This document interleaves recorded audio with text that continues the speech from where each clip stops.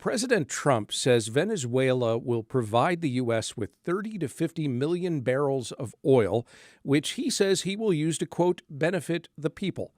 But just how that would work, what he has in mind, and whether the Venezuelan government's at all on board with this after U.S. forces captured its president, Nicolás Maduro, that's all far from clear, as is how national politics here will play out.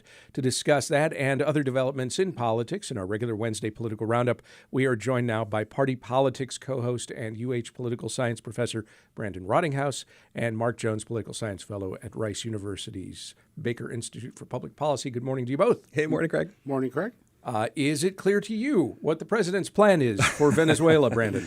I don't think it's clear to me. It's also, I think, not clear to the Republicans. I don't think it's clear to the American people. The problem, of course, for the president is very political, that they have to navigate this very dicey situation with the MAGA movement fragmenting. It creates this imbalance, and that is definitely something they're going to have to resolve. The problem, I think, is, again, as you mentioned, that there's not really a plan here. How will this work? Will it be a military intervention? Will there be boots on the ground? How long will it last? What's the plan for the oil? Who will run the courts? A lot of questions. And that is what happens when you try to nation build, right? Obviously, we've been through this before not that long ago. President George W. Bush faced some of these issues in Iraq, and it had many of the same consequences and some of the same downsides. Yeah, Mark, it does appear the president, at least in his words so far, is suggesting that he wants to avoid the kinds of circumstances we saw in Iraq, where he's not necessarily looking to send troops to Venezuela. Will he be able to avoid it? If he sends troops, that's when politically it all starts to backfire on him, because we have a situation now where Democrats are universally opposed to what he's doing. And in the MAGA movement, there's real reluctance and real resistance and displeasure with it. But that's when we don't have boots on the ground. If you have American soldiers occupying Venezuela, them dying, spending billions of dollars, that does not have support in the MAGA movement, and even many of Trump's diehard supporters would fade away from him. And that realistically is one of the options, but it's not an option that's really viable now. The option that he's going with is sticking with the people who run it, the Chavistas who remain, such as now interim President Delcy Rodriguez, and keeping the same cohort, Diosdado Cabello, the Interior Minister, Vladimir Padrino Lopez, the Defense Minister, people who've been running things for the past 20 years.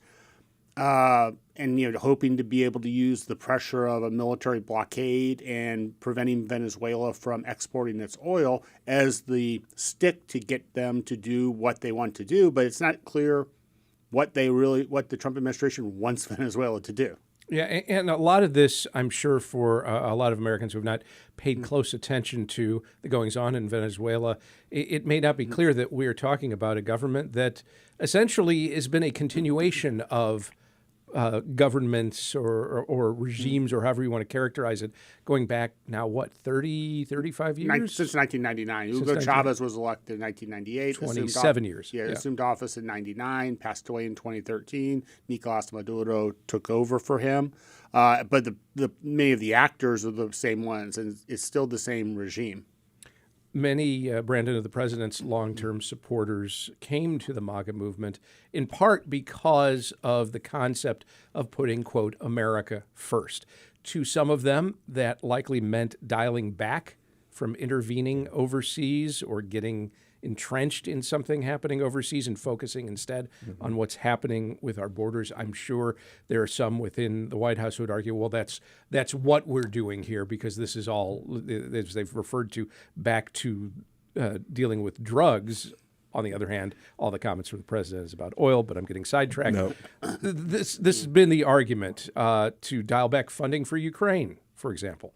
How do you think those folks are now interpreting this? Yeah, that's a great question. And I think you're exactly right that when the president talks about oil, the support for this goes way down. When they talk about the drug issue, it's possible that you could find some consensus. But beyond that, I still think it's lean in terms of its political value for the president. This is feels like a kind of personal attack by the president. It feels like something he's interested in doing and that isn't beyond that much supported in the Republican ranks. It will probably promote some opportunities for people like Marco Rubio, who is largely going to be the face of this. So he, to some degree, is going to be like the Kamala Harris of immigration for the Biden administration, where it could go very badly, and politically for him, it could have serious consequences. But the Democrats are looking for ways to tie the Republicans to this. There's not much they can do legally or politically to stop the president from engaging in these kinds of foreign policy engagements, but for sure they can use this as a moment to tie the Republicans to it, hold votes on Venezuela, pass some kind of, or attempt to pass some kind of war powers resolution to facilitate this, have hearings on this, and encourage briefings by the White House, just to put the pressure on the White House to keep talking about Venezuela, because the more they're talking about this, the less they're talking about what's happening in Columbus. So we're even seeing people like Rahm Emanuel, who's ostensibly running for president as a Democrat, come out and talking about how this is a misfocused effort. Talking about what's happening in Caracas means we can't talk about what happens in Columbus. And that disconnect, I think, will be really problematic for Republicans in the primaries. Mark?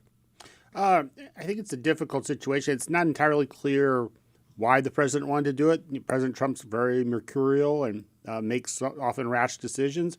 There are constituencies within his administration who wanted to see this, and it probably appears that they were able to get to the president at the right time, make the right pitch, and it paid off.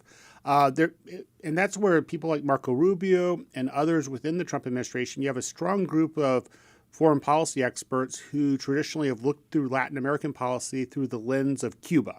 And so they view, for them, Cuba is central. And they view this as a way for them to actually do what they've been trying to do since Fidel Castro took over more than 60 years ago, and that is return in the dominance of the Cuban Communist Party. They know that Cuba is on its really last legs economically. It's teetering, and Venezuela provides about 40% of its oil at virtually free prices, if not free, heavily subsidized. Without that oil, it's possible that the Cuban economy could topple, and that might lead to regime change there. And at the end of the day, Marco Rubio and many of the people who are associated with him care far more about Cuba than they do about Venezuela. Yeah, I'm glad that he brought up Cuba, because it is this kind of continuing idea that the Western Hemisphere is the U.S.'s hemisphere. It's the Monroe Doctrine, or now the Don Roe Doctrine, aptly named. But the kind of saber rattling that's occurring to suggest that maybe we'll invade Mexico, maybe we'll invade Cuba. There are all these sort of ideas that the administration is floating, which have economic consequences in America. The scholarship on this is interesting. It suggests that when presidents saber rattle, it basically creates economic uncertainty. It drops consumer confidence. It makes markets more volatile. So the kind of implications in foreign policy discussions publicly happening by the president has a long-term implication for what's happening in the domestic economy. And that's where the Republicans are most vulnerable politically. So this, I think, is a continuing difficulty for the president. He's got to get this cleared up quickly, at least to have it not as prominent as a political story as it's been. There is a tendency by some maybe to make this knee-jerk reaction anytime something comes along, in particular that President Trump pursues, to say, oh, this has never happened before. We've crossed another line. But this kind of has happened before. We have a long history of intervention in other nations. Sometimes it's militarily, sometimes covert, sometimes it's characterized as peacekeeping, some attempted nation building. What would you point to and say, this is the parallel, this is the example that we should point to and say, okay, this is kind of going the way we tried to do this before here? Well, that's the difficult part, in that, one of the parallels in the Western Hemisphere would be Panama in 1989, when George H.W. Bush sent in troops to oust Manuel Noriega and install Guillermo Endara, who had been technically elected but not elected because of fraudulent elections, placing him in power. Or going back to the 80s with Ronald Reagan in Grenada, where we intervened and removed Maurice Bishop from power and ended Cuban presence in Grenada. The difficulty for Venezuela, and then Iraq would be another one, but there we went in for a full-scale invasion. Venezuela is sort of in between those, where the goal is not a full-scale invasion, but But with Venezuela, you're dealing with a country of 30 million. You're dealing with a professional Venezuelan armed forces, which are not like the Panamanian Defense Forces, which is a couple hundred guys with antiquated weapons. Venezuelans are well armed. You have the colectivos, which are the paramilitary sort of arm of the Chavista movement, which are tens of thousands of very well-armed people spread throughout the country. You have criminal gangs. So the option of going into Venezuela really is not palatable unless Republicans want to see the worst election result ever, I think, in modern history in 2026.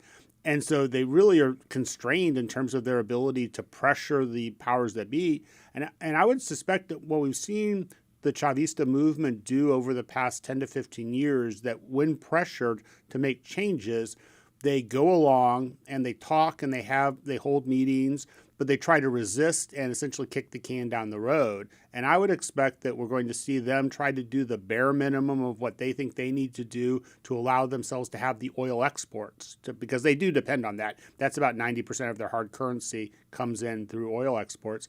So to get that oil in, but I think they're going to try to say wait out Donald Trump. That is, if I'm Delcy Rodriguez and her advisors, I'm saying, can I get to November of 2026, where maybe Trump will lose control of the House and there'll be backlash in the Senate, and he'll be a weaker president during those final 2 years, and then 2 more years, and you have perhaps a Democratic president, and there you don't have to worry about much. That all aside, he does still have this year to try and affect some change, some accomplishment in Venezuela. It would seem to me, if military presence is not ideal or an option, or a good option anyway, then it comes down to, are there things we can do diplomatically? Are there steps we can take with personnel on the ground? But we don't have an embassy there. We no longer have USAID personnel there, or personnel in many cases. Mm-hmm. So is that sort of a misstep along the way in light of the moves that have been made the last few days? Yeah, it's certainly, cutting off your nose to spite your face. In fact, some of the pushback we're seeing in Congress is to basically undo some of the things that the administration has suggested in terms of funding cuts or reorganization. So this is happening in a more generic way too. But I think those kind of soft power arrangements are really in jeopardy. And a lot of people look at this as a problem because it doesn't give the kind of flexibility or the kind of might that the U.S. might have in the region to be able to accomplish something more than just sort of this outcome in this one place. So that's of, I think, diplomatic concern and military concern. The other thing to note, and I think Mark is exactly right about this, that the problem here is that even if there are parallels for the U.S., it's also the case that other big powers across the world are engaging in similar kinds of activities, which the U.S. is having to negotiate around or potentially fight towards. So in China, in Russia, these are all moments and leaders and actions that the U.S. is now taking without serious consequences. And ultimately, it could be a problem. President Trump further ruffled feathers by once again bringing up the prospect in some way of taking control of Greenland, which, of course, is autonomous, though part of the Kingdom of Denmark. How is his ongoing comments about Greenland being received politically? Oh, very negatively. I mean, that's seen as an existential threat to NATO. That is, it's tough to see the NATO alliance surviving either a U.S. effort to take control of Greenland over the objection of Denmark, which is a NATO country. The U.S. has mid-range options it can take under military treaties that we have with Denmark. We can expand our military bases in Greenland. We can expand our presence in the country. But it may be that President Trump wants more than that. That is access to the precious minerals, lithium, copper, providing a stronger presence there vis-a-vis Russian ships.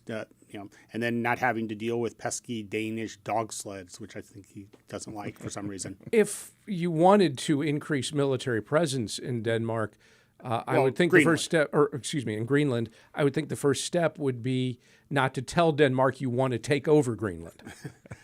That would be a smart move. But we've also seen essentially implicit threats to Mexico and other countries. So it's not entirely clear where this stops, and it's creating I think also a very bad precedent internationally. I would be very worried right now if I was Taiwan, because we have very clearly signaled that The United States believes that if a country in its orbit nearby represents in what it believes to be a threat to its national security, it has the right to go in and remove that country's leader. Now, the Taiwanese leader is democratically elected, and Nicolás Maduro was, at least in the eyes of the United States, not. But China believes that Taiwan is part of its territory, and if the DPP, the governing party in Taiwan, were to make further efforts or, mentions of independence, you could see something similar occur there. And China could point back to this as the precedent of, well, the United States did this in the Western Hemisphere. We're doing it in our territory. And of course, that's also been Putin's argument all along in Ukraine. Yeah. Many of the president's longtime detractors have characterized the events of the last few days as an intentional distraction from the Epstein files, from a struggling economy, from low polling numbers, you name it. Are they right?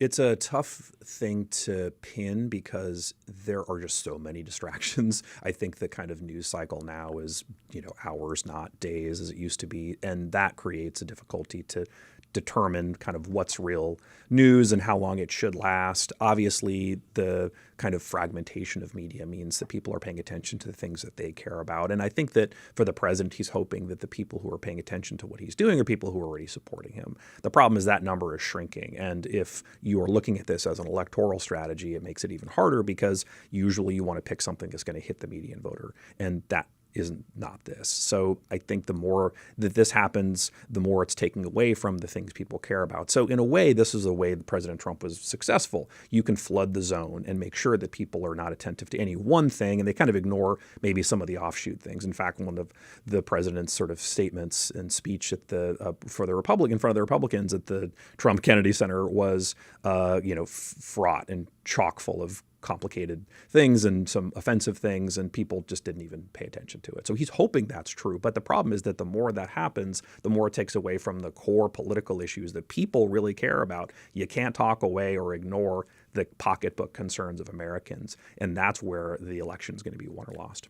Brandon Rottinghouse co-hosts Houston Public Media's Party Politics program. You can hear it Friday night at 7:30 on News 88.7. You can see it Friday night at 8 on Houston Public Media TV 8, or check it out at your leisure on YouTube or wherever you get your podcasts. He's also a professor of political science at the University of Houston. Mark Jones is a political science fellow at Rice University's Baker Institute for Public Policy. Brandon, Mark, thank you both very much. Thanks, Craig.